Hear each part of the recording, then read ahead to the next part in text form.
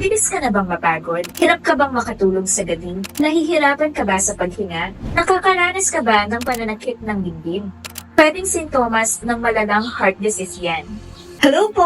Ako po si Dr. Juline Fermi, isang board-certified integrative naturopathic doctor. Ang goal ko po ay tulungan kayong mapanatiling malusog ang inyong katawan sa natural at holistic na paraan.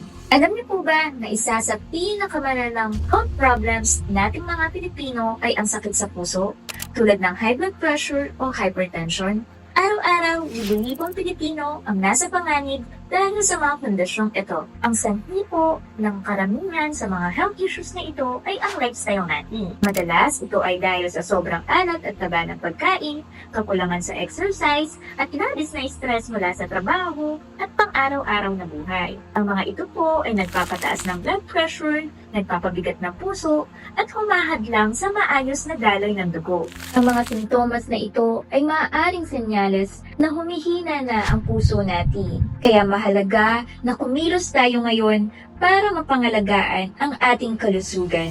Good news po, may mga natural na paraan na pwedeng makatulong para palakasin ang ating puso. Alam niyo po ba na may mga herbs at supplements na scientifically proven na tumutulong sa pagpapalakas ng ating cardiovascular system?